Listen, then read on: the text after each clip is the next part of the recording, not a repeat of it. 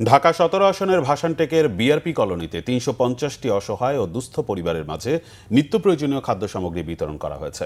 বৃহস্পতিবার দুপুরে প্রধানমন্ত্রী তারেক রহমানের নির্বাচনী এলাকার এ মানবিক কর্মসূচিতে প্রতিটি পরিবারের হাতে তুলে দেওয়া হয় ১০ কেজি চাল, ১ কেজি ডাল, ১ কেজি লবণ, ১ লিটার সয়াবিন তেল, ১ কেজি চিনি, ১০০ গ্রাম মরিচ গুঁড়া, ২০০ গ্রাম হলুদ গুঁড়া এবং ১০০ গ্রাম ধনিয়া গুঁড়া সহ প্রয়োজনীয় খাদ্যপণ্য। পাশাপাশি কয়েকটি অসহায় পরিবারের মাঝে আর্থিক সহায়তাও দেওয়া হয়। প্রধানমন্ত্রীর পক্ষ থেকে আয়োজিত কর্মসূচিতে উপস্থিত ছিলেন ঢাকা ১৭ আসনের প্রতিনিধি ও প্রধানমন্ত্রীর সহকারী একান্ত সচিব আব্দুর রহমান সানি। তিনি বলেন, প্রধানমন্ত্রীর নির্দেশনায় এলাকার মানুষের খোঁজ খবর নেওয়া হচ্ছে এবং পর্যায়ক্রমে আরও অসহায় পরিবারের কাছে সহায়তা পৌঁছে দেওয়া হবে।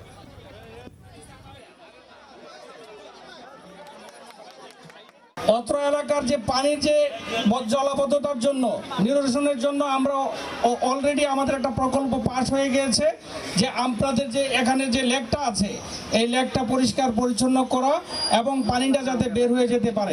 আশা করি এই প্রবলেমটা খুব দ্রুতই সমস্যার সমাধান হয়ে যাবে।